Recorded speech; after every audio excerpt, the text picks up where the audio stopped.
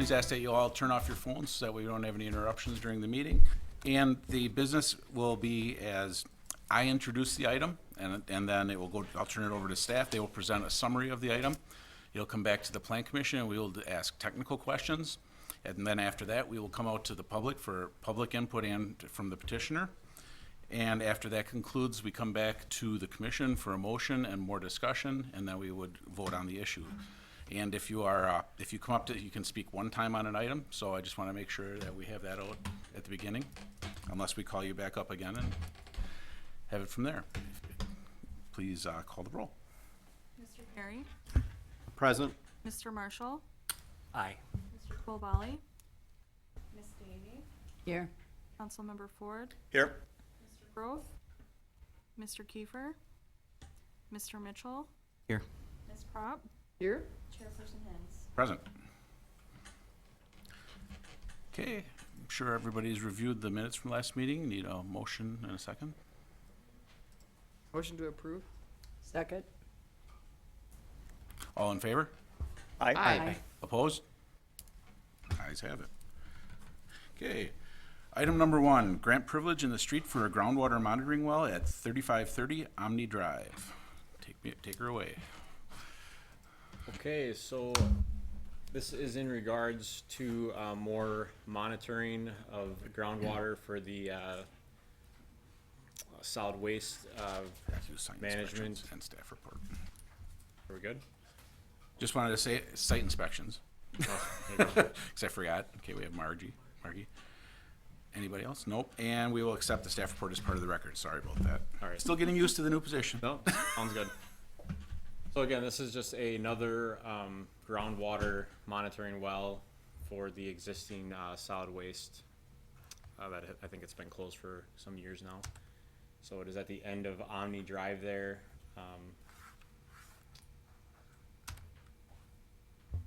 You guys have dealt with these a couple times, I think, so you're pretty familiar. Basically, staff recommends approval with the conditions listed in the staff report. So this is just one of the typical ground monitoring wells. The list of conditions are something that we've worked on with Public Works and Attorney's Office to make sure we're appropriately conditioned anytime these type of things are going in the public right away.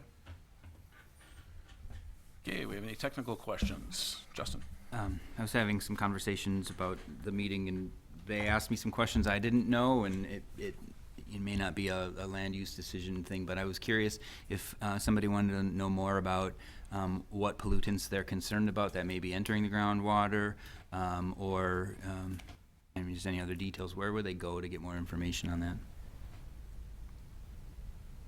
I will have to find out. I know sometimes they're Public Works related, sometimes they're DNR related, depending upon the type of ground monitoring well. If it's this one in specific, I can get that and I'll pass it on to you so you can pass it on to those folks. Yeah, our side of this is mainly that land use, but it's a great question. I'll follow up for you. Okay, anyone else? Seeing no one, we'll move it to public. Is there anyone here from the public who has any questions or would like to make any comments on this item? Guessing, seeing this is the city of Oshkosh as the petitioner, right? Yeah. Okay, I'm not seeing anyone out there. We'll bring it back to the commission for a motion and discussion. Motion to adopt the findings and recommendations as stated in the staff report. Second. Okay, it's been moved and seconded. Any discussion? Seeing none, let's call the roll. Mr. Perry? Aye. Mr. Marshall? Aye. Ms. Davy? Aye. Councilmember Ford? Aye. Mr. Mitchell? Aye. Ms. Prop? Aye. Chairperson Hens? Aye. 7-0. Okay, item number 2, residential design standards variance to allow a front door opening reduction at 1811 Oshkosh Avenue. Do we have any site inspections? See Kathy? Okay, and we accept the staff report as part of the record. Turn it back over to you. Thank you. So as the chairman said, this is for a front door opening reduction at 1811 Oshkosh Avenue. As you can see here, the subject site is located close to the roundabout on Oshkosh Ave, mostly surrounded by residential homes. To the north is the the hotel that's currently being developed. Here's a picture of the front of the home, just showing the front door that's in question. Basically, you know, this home is built in the early 1900s. The standard size door back then is much larger than what current standards are. So with the reduction in size, it requires us to go through the design standard variance process. Staff did some research, you know, an 80-inch tall door is pretty common. Anything over that, you know, close to 80, there are some doors available, but 87 was kind of an anomaly. It would require a custom order door that was much more expensive. So staff is in support of this design standard variance. The findings stated in the staff report. Yeah, like Brandon said, we did a little bit of research just trying to quantify what is an 87-inch door in today's market. Couldn't find an existing 87-inch door you could buy off the open market. You would have had to have a custom door made. All the doors were 80, with a few exceptions of some 82-inch doors. So in this instance, it really does make sense. You know, it's about an 8% change, but you know, without putting kind of that additional burden on the property owner, it kind of makes sense to reduce that to what a common size door would be. Okay, we'll go, our technical questions from the commission. I have one, Mark. Isn't the ordinance 10% or more that comes to us? 10% only applies to windows. That section does not apply to door openings. Thank you for clarifying that. It is something we have discussed at staff level of updating the ordinance to include that similar language to windows. As this is the first one of these I remember doing in a long time, it's not something I would propose we bring you as a separate text amendment. But next time we do a cleanup section of the code, which we usually do, you know, one or so a year, I anticipate adding that language in so we can kind of take care of it at that time. If suddenly we start to see a bunch of these, we would bring it back sooner. Otherwise, we'll do it as kind of a code cleanup. Thank you. Anyone else? Okay, go to the public. Is there anybody here from the public who'd like to make a comment, or if the petitioner is here? Now's your time. If you want to, if anything you want to add or say. We're just here as petitioners. Anybody have any questions on the commission for the petitioner? I think this one's pretty straightforward. Okay. Well, we'll come back to the commission for motion and discussion. A motion to adopt the findings and recommendations as stated in the staff report. Second. Been moved and seconded. Any discussion? Justin? I wanted to add, I'll certainly support this and no question about it. We've done quite a few home rehabs throughout Winnebago County, and they all tend to be homes that were built, you know, usually before 1960, and so they often have abnormal sizes. And we found that there's a number of contractors that you know, they come out, they do the measurements themselves, and then they do it is a custom order, but it's not. At one point, I asked about that, and they said, well, you know, unless you buy it in the store, at Menards, you know, all the windows you get are custom ordered. All the doors are custom ordered if you want it to be fitting right. And so that is something that maybe I can follow up with you on and get you those. Not that it would negate this, but that it would be a resource in case this family wanted to maintain the height of their door and just didn't want to pay a lot of extra money. And Yeah, I would love to get the information. So as situations maybe of this nature come up in the future, we can provide that resource to a property owner and say, you know, if you're interested in maintaining that door opening, here's a contractor that can help you with it. Excellent. Anybody else? Please call the roll. Mr. Perry? Aye. Mr. Marshall? Aye. Ms. Davy? Aye. Councilmember Ford? Aye. Mr. Mitchell? Aye. Ms. Prop? Aye. Chairperson Hens? Aye. Motion carried 7-0. Okay, item number 3, conditional use permit request for a sign at northeast corner of Clairville Road and Transit Drive. This is a public hearing. Any site inspections? Not seeing any. We accept the staff report as part of the record. Turn it over to you. Thank you. So the subject site is a vacant property located at the northeast corner of Clairville Road and Transit Drive. This is located within the city's southwest industrial park. There's an aerial view on the screen of the subject site. The city's community development department is requesting approval of a monument type sign identifying the city's rail transload facility. This type of sign on a vacant lot falls under the purview of the neighborhood sign in the city's sign ordinance, which requires a conditional use permit in all districts. Here's a rendering of the sign. It'll be 6 feet tall and 62 square feet per side. It is meeting all applicable setback requirements for the heavy industrial district. And staff is supportive of the conditional use permit, as it will meet all applicable signage standards, and it will provide an attractive entrance to the industrial park. Yeah, so just a couple of extra notes on this one. This is the first of a number of these you'll probably see come forward from the city in the next couple of months or years. The city has been asking for some CIP funding to help with naming of these industrial parks. Really helps with selling lots and giving kind of industrial users a way to identify their park, where they are when they're talking to the public. This is the first one that we're doing of the set, but like I said, I think in community development, Sean's here if he can add anything as well. Our anticipation is to start bringing a couple of these back to you. We have 5-ish industrial parks that eventually we'll be looking at doing similar signage for. We want to do a consistent look and signage for all the city industrial parks. Okay. Come to the commission. Technical questions? Justin? The city partnered, I think, with the foundation maybe a couple years ago and put up a number of signs, and I've had a number of conversations with folks, and there's mixed emotions on those signs, and that I think a lot of folks have the general sentiment that it's great to have signs, we should have more, but that maybe a missed opportunity where we have a healthy creative community that might have been interested in I don't know, partnering or having some sort of participatory process for designing a creative, unique, original type sign. That may not work for this, but one of the other things that stuck a lot, or that a lot of folks felt, is that sign in particular has kind of a Christmas tree ornament, plastic fake bottom with imitation stone, and the mentality that I heard a lot was it's better than nothing, but and so I see this in the bottom. It looks like it's authentic stone, and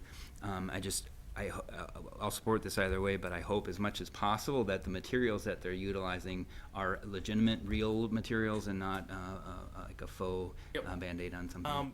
Sean, I know you've been working on this quite a bit. Can you, I know one of the, there's kind of, as you mentioned, the difference between that prior, when we worked with the Community Foundation and they donated those City of Oshkosh signs. This is something the folks over in Economic Development have been working quite a bit on to make sure we have quality product to kind of help shape that image of these parks with the quality. And we have those industrial standards where we up the building materials. You have to have that 10% brick or stone, trying to match kind of that quality element, saying, these are high-end industrial parks. We want you to operate here. Sure, great. Yeah, and this is with Creative Sign out of De Pere is the contractor that the city's using. They actually had won a request for proposal prior to my arrival with the city of Oshkosh. I've inherited this project and taken it forward, but it is a faux stone. It is not a actual stone, but I had a chance to see it and feel it, and the company's experience in using it over several years of several projects, that it does stand up to elements. For years on end. There is, for example, we are doing a revision of the Universal Park signs out on 44, which I think has been well over 20 years now. And, those have finally needed some attention, and we're doing some extensive refurbishing work on this. But with this, I don't have a guarantee from them on a number of years it will last. I can find that out, but my understanding is that it's a durable product that stands up year in and year out. It is a Class 1 material, that stone veneer that we classify in the, if you think about our design standards, it would meet that Class 1 stone veneer requirement. Okay. Well, I think we were just wondering about just the authenticity of how it looks too. I mean, the durability is important, but the signs that are in all of our corridors that Justin's referring to, I mean, when you drive by, you can tell immediately that it's not real material. Yeah, and I see your question, and I wasn't certain the signs you were talking about, but yes, these ones, even when you're holding in your hand, it's I mean, if you've seen kind of veneer stone product before, that is true stone. It looks exactly the same when you're holding it, and it's really just the feeling of it that's different, so. Yeah, they're essentially a concrete product that's made to look like stone. Slightly lighter version than the heavy stones. Correct, yes. But yeah, compared to the signs you're referencing, it is definitely a different quality material from those. Hey, anybody else have any technical questions? Okay, I'm seeing none. Is there anybody here that would like to speak on this item from the public?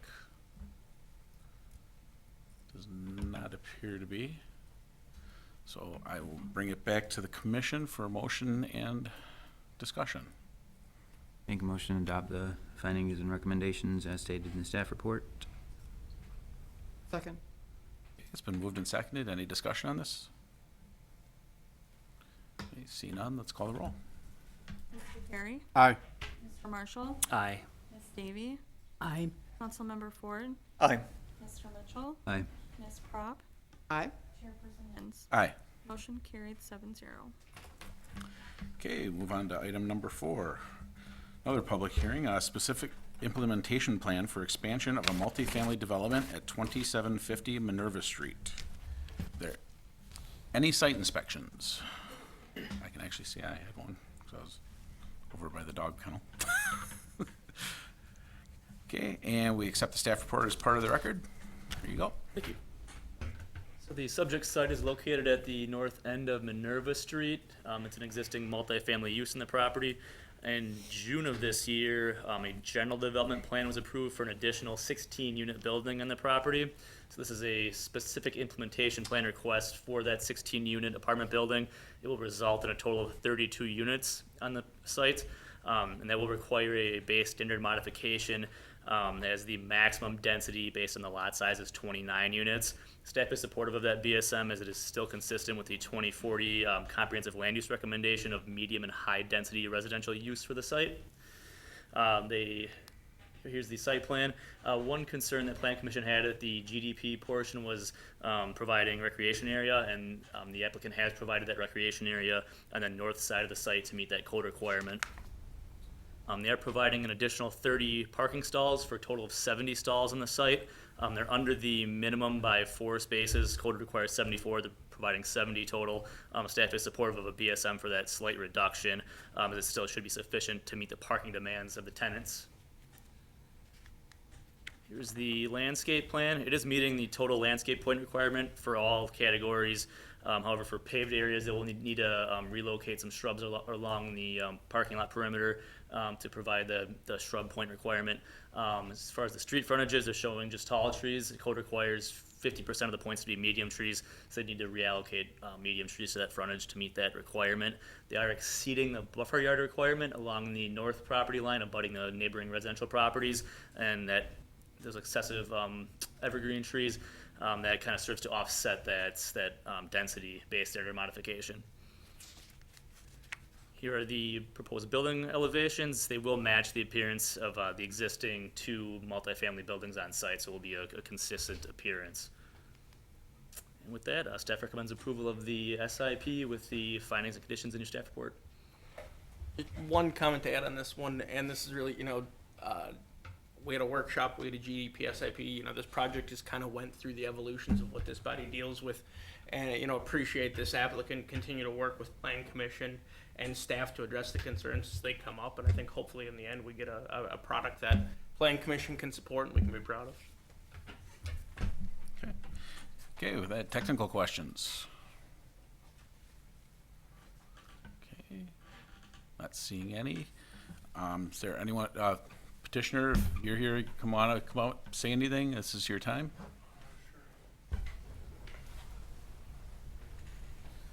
Oh, they were here. So I'm Corey No, I'm Wallace, at the the- petitioner. Can you go to the Yeah, podium? can we have I'm you- sorry. Sean threw it all off when he Yeah. sat down. Just state your name and address, state your name and address for the record, please. Okay, Corey Wallace, 105 Wellberry Lane, Oshkosh, Wisconsin. I'm representing Wiesenberg Architecture and also the petitioner for this SIP. I'm just here to answer questions if you guys have any, but Mark mentioned we already worked through getting into the system to try to know what the expectations would be to try to get as close to approval as we could get. So if there's any questions from anybody, I can probably answer them. Anybody have, Justin? Assuming this moves forward and goes to the council and moves forward, does it? Correct, this will go to council next. What's your timeline that you're looking at? Well, the site plan review submittal would be next. I'll probably ask Mark tomorrow if I should submit that right away or if we have enough tweaks in it that we have to fix before we do that. Other than that, I'm ready to send it for site plan. That approval probably takes 2 weeks, and bidding and whatnot will probably get us into beginning construction in probably September, October, and I'd say finish of probably the spring of next year. We'd be doing landscaping and things of that nature. Anybody else? Okay, thank you for coming up. Thank you. Anybody else here from the public to speak on this item?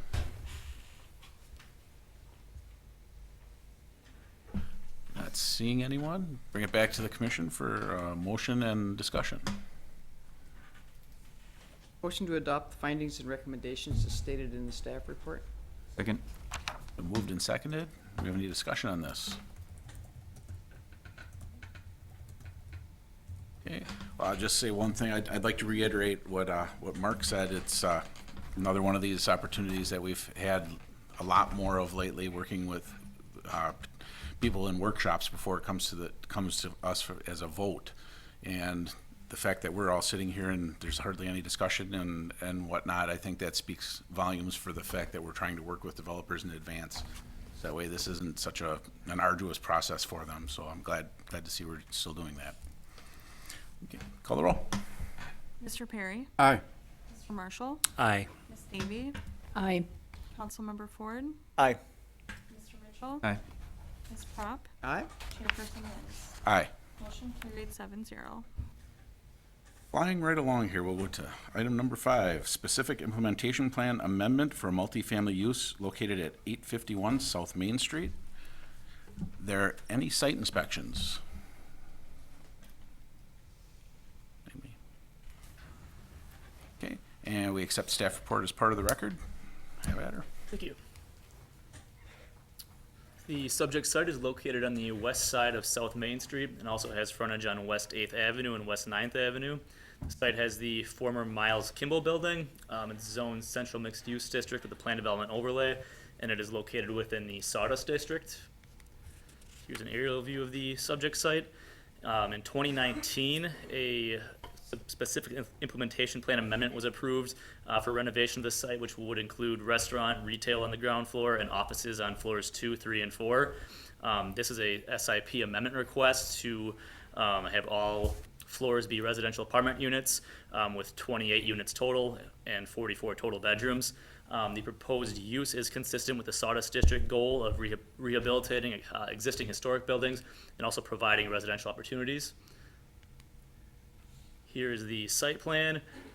It's pretty much the same as the 2019 SIP with some minor changes, which include removal of outdoor patio areas and also the addition of a rear lobby and elevator. Also, each unit will have a patio or balcony. Within the Central Mixed Use District, residential uses are required to have 1 parking space per dwelling unit. The site plan shows 43 parking stalls, which meets the demand for the 28 units. The northeast corner of the building includes balconies and a patio area that will extend into the public right-of-way. So there will be a CSM required to vacate that portion of the right-of-way so that those patios and balconies are no longer extending into that right-of-way. Here's the lighting plan. It is meeting standards with the exception of the northwest corner where they will need to increase the lighting to meet the 0.4-foot candle lighting level requirement. Here's the landscaping plan. It's meeting the parking lot landscaping requirements with the exception of not providing the trees at the parking row ends, but they do have trees shown elsewhere that they can relocate to the parking row ends to meet that specific requirement. Here's the building facades. As you can see, they've added the patios and balconies. The exterior will be a combination of brick, concrete masonry unit, and metal products. So staff does not have any concerns with the proposed changes to the elevations, as the facades will maintain the appearance of the existing building, and they will be compatible with materials of the surrounding buildings. So with that, staff recommends approval of the SIP amendment as proposed with the findings in your staff report. Okay, technical questions. Justin? I'm curious, a project like this, what's the timeline? Do we impose a required, by this date, something has to have been done, or is it just indefinite? If that is done, it is done through the developer's agreement. Zoning and planned developments do not have time requirements unless they are added as an additional condition. Base code doesn't have any time requirements when it comes to planned developments. In general, is there a range that you see? So the question that I was asked is if we, I know it's not the plan commission that's selling the property, right? Maybe the redevelopment authority is, but sell a property for $1. Can they, if it's not expressly noted, could they hold it for 25 years and not do it? So, kind of separate when we talk private property like this versus RDA. Yes, RDA does usually, I know Ms. Nyforth is here, if she can add an, RDA usually puts timing requirements into there. So if they have an option to purchase on a property through RDA, they always have a time frame on their property that if it's not developed within a year, 18 months, whatever their option is, that it would revert back to RDA. Sure. I know that we had time restrictions on the storage unit, the Shopco, and then the U-Haul as well, and so I just wasn't sure why maybe some had time. Yeah. So for example, on those two, it was more about green space and making sure we get rid of those sea of asphalt from the landscaping zoning side of things, not necessarily full development. For example, the U-Haul site, if they had gotten approval and just never done the project, they wouldn't have been required to do that removal after 3 years. And I could provide a little extra information. This site was not owned by the RDA. The RDA actually sold it in the early 2000s, and there was another developer that held on to it for a while. And then the current developers had purchased it. So in the development agreement for the TIF, there is a timeline in there that it should be substantially completed by September 1st of 2022. So we do have some timeframes included in the development agreement. And I understand a very difficult year for any sort of developmental progress and material costs and whatnot. Thank you. Kathy? I'm not sure that in the staff report I saw what a rendering of what the building is going to look like. It's certainly not going to be painted white brick because there are going to be windows put in. It'll be a whole different look. Yeah, and the applicants are here, we can verify them. I believe they're just punching in the windows to the existing facade and giving it a bit of a facelift. I don't think it's being reclad or anything of that nature. It's largely maintaining that similar look today, just with the windows being added in the balconies. Okay, I'll wait for that. Anybody else? Okay, I just wanted to ask, is that Miles Kimball Loft's actually part of the development? Is that going to be on the side of the building? So they will have to submit signage separately. Right now, there is no request for a base iron modification in there for signage. Brian, did you get the square footage on that to see if it fits? Don't think we had the square footage on that. So, generally looking at this, that sign may be oversized. It would need to be reduced to be code compliant before permits could be issued, but the applicant has not requested a base iron modification related to signage yet. Because nothing was mentioned in here, but it was shown on there, and I was just Correct. The making sure. applicant didn't ask for the base standard, which means they would have to meet base code in terms of signage. Okay, thank you. Anybody else? Okay, go to the public, if there's anyone from the public, if the petitioner's here, I think we have some questions for you.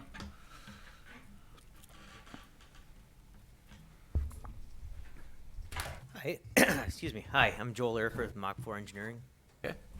And also, Chet Wiesenberg did the architecture on it as well, so if it's building related, I'll probably defer it if I can, but site-wise, I'd be able to answer them.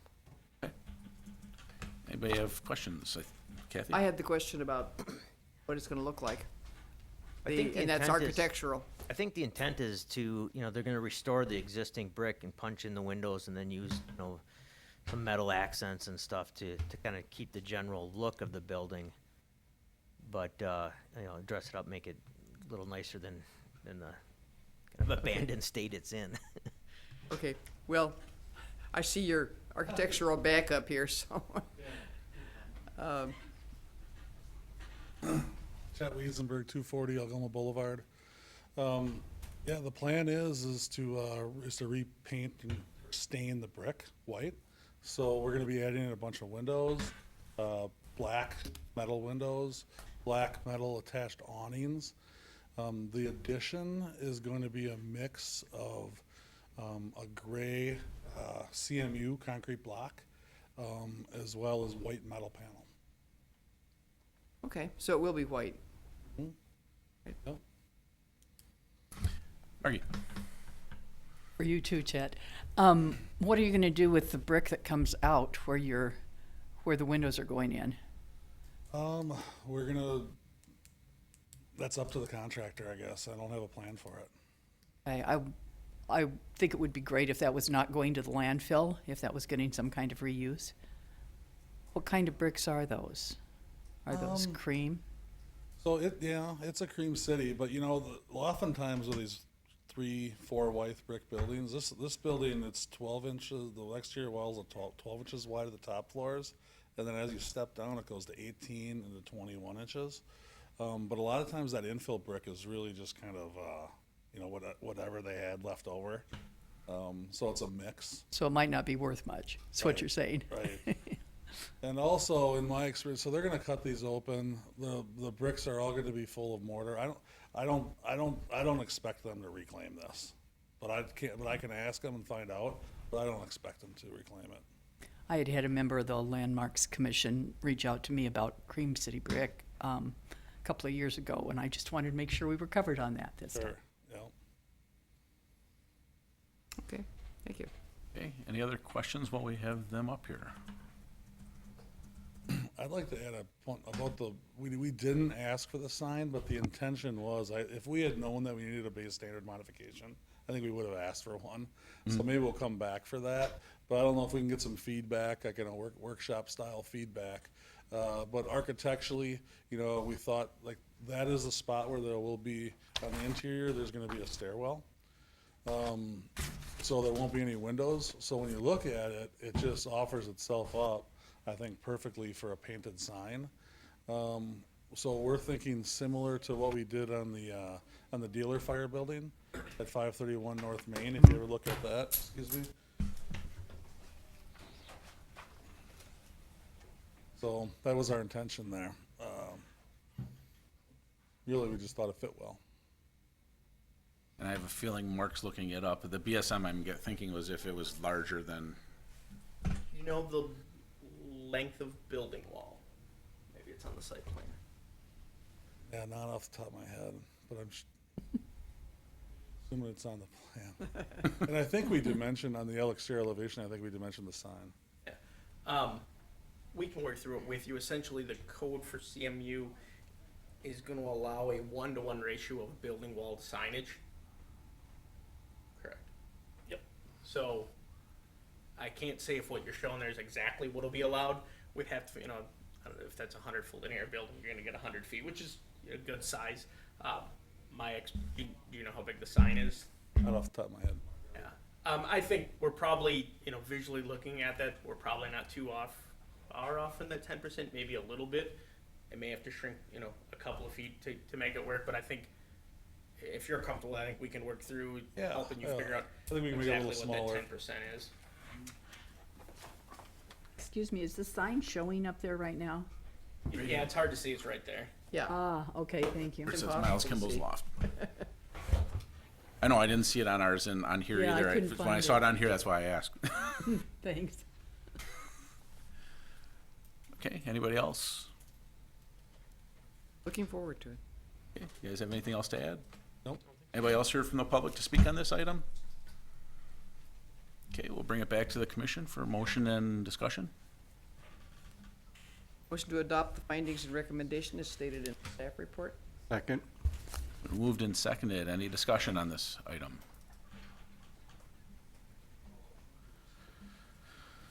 Wow, I feel like I'm the only one discussing.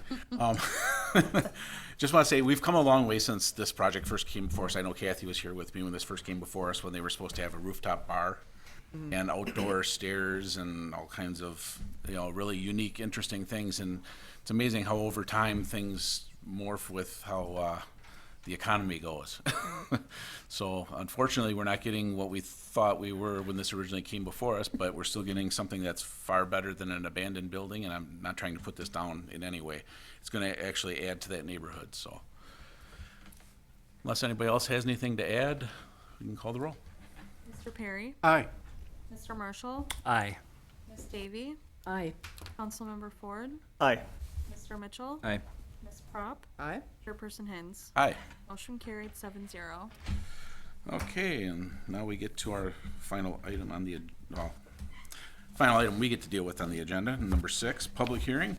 Zone change from institutional district to institutional district with a planned development overlay, and approval of a general development plan and specific implementation plan for property located at 240 West 9th Avenue. Thank you, Mr. Chairman. Hold on. Did we have any site inspections?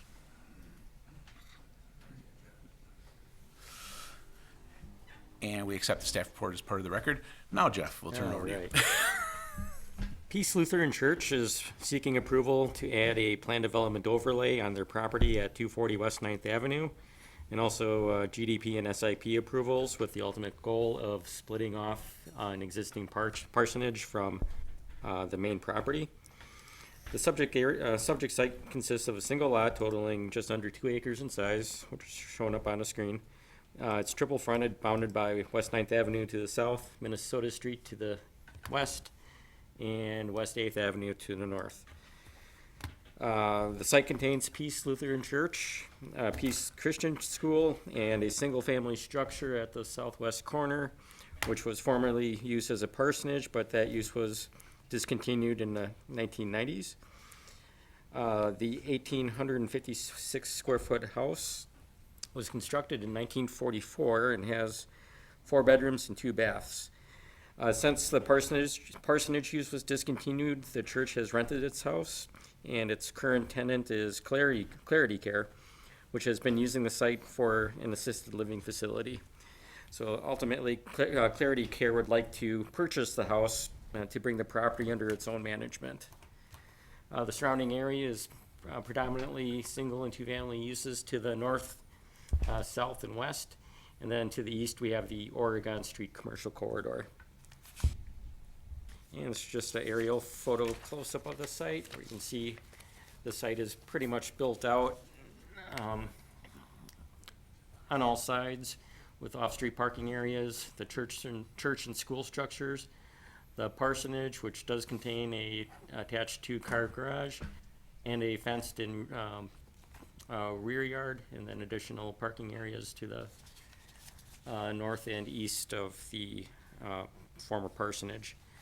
The first step in this request is adding the plan development overlay to the subject site. This request is intended to provide some flexibility to the base zoning code due to constraints that are currently affecting the site. This will allow flexibility and reduce setbacks related to the proposed land division. And right here is the CSM that was submitted to us. It's being proposed the parsonage would be split off at the southwest corner of the property from the rest of the church property. But with the current development, several of the required yard requirements will not be able to be attained. The proposed lot for the former parsonage is going to be 90.2 feet wide by 122 feet deep and just over 11,000 square feet in area.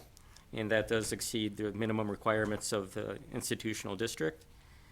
The existing structure results in a lot coverage of 3,400 square feet or 31.5% lot coverage, which complies with the district standards maximum of 60% lot coverage. As I mentioned, all distances from the proposed lot lines from the house are going to be substandard, with the front yard setback off of Minnesota Street. There's a 30-foot front yard setback required and 28.4% is being proposed. But again, this is an existing condition.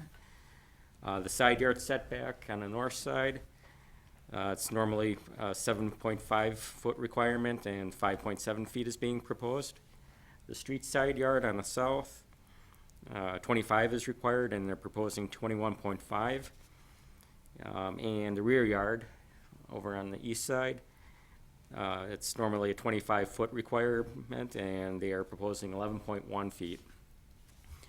Staff is recommending approval of the base standard modifications to be granted for all the reduced setback requirements, mainly due to the house was constructed in conformance with the zoning ordinance at the time of construction, and that the existing structures make it impractical to remove existing asphalt for the parking areas or moving or reducing part of the house. It's just not a practical solution, so staff is recommending those base standard modifications for those reduced setbacks. Proposed lot 2, which contains the church and school and other accessories, contains numerous service walks, playground, and other accessory structures. The resulting land division creates kind of a fat L-shaped parcel measuring 450 feet long by 180 feet wide along its longest lines and 70,000 square feet in area, again exceeding the minimum I district standards. The existing structures with the land division results in a 70.6% lot coverage, which does exceed the 60% maximum which is allowed. So again, staff is supportive of a base standard modification to allow the increase in the amount of impervious surface on the site. Again, because this is a pre-existing development, developed at a time where it met the code standards when it was built. Similar to lot 1, lot 2 is going to result in a few substandard setbacks, mostly related to the off-street parking areas.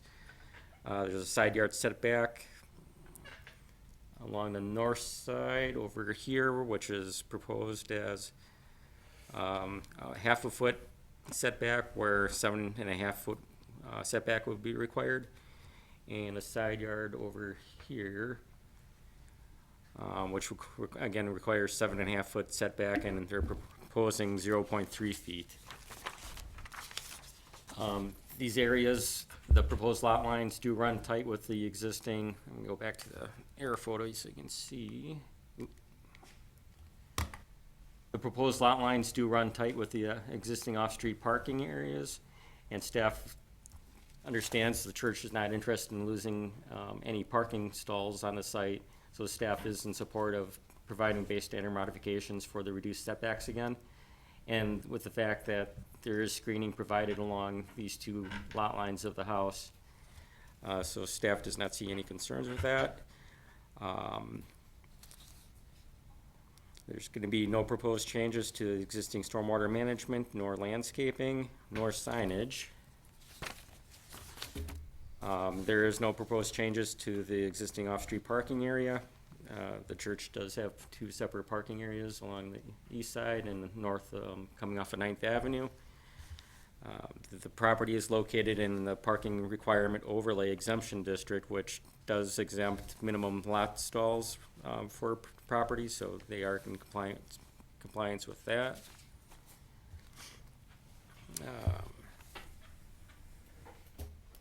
One item, I'm going to go to this here. This is a close-up of the former parsonage site, or Lot 1. And currently there is a dumpster enclosure which serves the church and the former parsonage. This is planned to be relocated onto the church property, tucked away in a little alcove of the church on the north side. They are proposing a brick-type structure, completely enclosed, whereas of right now, the enclosure is fully an open view from West 8th Avenue. So staff does feel that this is a major improvement to the site in regard to their dumpster enclosures, and does offset the base standard modification request for the reduced setbacks. So with that, staff is recommending approval of the zone change to add the plan development overlay to the property and a general development plan and SIP approval for the existing site with several base standard modifications for reduced setbacks from the proposed lot lines, and the last base standard modification to allow an increase in total impervious surface coverage for the site. Just a couple of comments to add. You know, we've done a couple of these over the years where you've got these old parsonages that are no longer used by the church group. Some have looked to sell them, some have looked to just lease them out. You know, this applicant obviously leased it up for a long period of time. The end user at this point wants to take it under their ownership. Obviously, these parsonages, the way they develop with churches and parking lots, don't cleanly meet, 2021 zoning standards. Only real way we can get around it is to use the plan development to reduce these. The nice thing about situations like this is we have two known entities that agree with their setbacks being reduced and everything. Clear to Care understands they're taking this property over in its existing condition, and we're trying to do our best to kind of fit a lot line between those two properties. So, we deal with these every once in a while, and, the plan development kind of is appropriate to try to help with some unique situations. Okay, technical questions. Justin? Can you go to the dumpster image, please? The strip up by the home, which would be in the top right corner, but further, what direction? Further upright in the yeah, that paved area, that's parking, correct? Correct, it is Okay. striped. Yeah, right now that dumpster actually sits like behind that in that little bit of grass area. Yeah, it's right here, actually, the existing dumpster location right here. And it faces out this way with no gates on it right now. Got it. And that's lot is, well, both of them are staying in institutional, just with some flexibility, meaning that if they were, say, wanting to transition it into a residential facility, conceivably, they're aware that this would maybe be re-looked at yeah, for example, if that parsonage wanted to go to full single-family residential, we would be taking a look at it in terms of, do they need a zone change, some of that stuff to base residential. In this case, the CBR, or the Community Residential Assisted Living Facility still meets the I district. Right. I understand that, and this makes sense. I can just see down the road that, all right, you separate it, so we now created a separate lot, right? Mm-hmm. And then you have the two established lots, and then they, later on, 10 years from now, we think we can sell it, makes, and so we're gonna transition it into a residential facility. But we've already created these lot lines, and so you can't, you can't make us go back and change those things, and that would be a concern that I have, and I don't know if there's A change of use to single family for the parsonage would have to come back here because single family is not allowed in the I district, so. But what I'm saying, so Clarity Care owns this lot, Church owns this other lot. We can't then say, well, you're going to change to residential possibly. Now the church needs to give you some more space because, you don't have those setback requirements. So I see that as a conflict later on down the road, maybe. If we were newly establishing these lot lines to a single-family residence that was an existing homeowner and we were putting them around them, I would be more concerned. If that scenario would arise, in looking at this, anyone looking to purchase that property would be understanding the situation they were buying, that their property lines are tied up to those, and I would expect that they would need to have an understanding of this is what they're buying. Right. First, some of the other situations were, if this was already that parking lot wasn't there, and we were looking at reducing setbacks to add parking lot next to a single-family home, I think we'd obviously have a very different take on that lot line reduction. Okay, anybody else? I don't know, I guess we kind of covered this, but this is going to be currently used as an assisted living facility, correct? Right now it is, Yeah, yes. it is. And how many people do they have in there? 4 bedrooms, so. Because my question is, with no parking, are they going to have a cross-access agreement? Is there? So they have the garage, Right. 2 stalls in the driveway, so they have about 4 stalls right now, which for like a community-based residential facility, assisted living facility is probably sufficient. I'll double check for you. Yeah, because it just seems like, in most of these cases, we would have some kind of a cross agreement where, yeah, the couple people that are coming to the assisted living facility can park there. Just seems proactive to look at that It's first. probably something we can ask the applicant too, because the nice thing about this situation is they've been using it, Right. have been for a number of years. Right. If parking has been an issue for them. And that would be easy fix too. I figured this was the time to ask.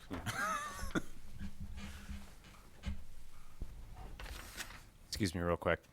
Matthew Pfluger of 2790 Montclair. I'm the applicant and answering the question. I don't believe there's ever been any issue with parking. I have seen personally them parking on their driveway, but have not used the church's parking lot. Per code, they'd be looking at 1 space per employee on the larger shift.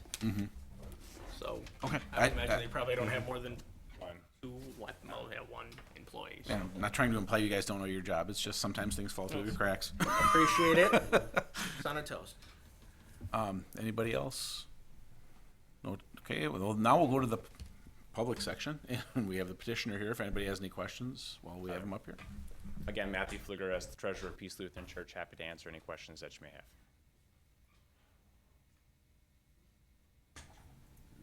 Looking good. If you have anything to say, now's the time. The only other thing I would say is that it is entirely our intention, as you mentioned, to transition this property over to Clarity Care. We still have some due diligence, of course, that we have to go through with them. There's certainly been nothing signed because we can't go forward with that until we have approval here. But that is entirely our intention. I appreciate your feedback as to other concerns if that was to transition to some other usage. Thank you. Anybody else? Okay. Thank you very much. Anybody else from the public here to speak to this item? Okay. Seeing nobody, we'll come back to the commission for a motion and discussion. Motion to adopt the findings and recommendation as stated in the staff report. Second. Moved and seconded. Any discussion? Seeing none, let's call the roll. Mr. Perry? Aye. Mr. Marshall? Aye. Ms. Davy? Aye. Councilmember Ford? Present. Mr. Mitchell? Aye. Ms. Prop? Aye. Chairperson Hens? Aye. Motion carried 7-0. Okay, with that, we move to the planning director's report. Turn it over to you, Mr. Okay, Lyons. just one quick note for commission members. Our October 19th Plan Commission meeting needs to be rescheduled. There is a conflict with using this room. Council's going to be using it that day. Hannah had sent out 3 weeks, month or so ago, kind of a doodle poll, seeing who's available when.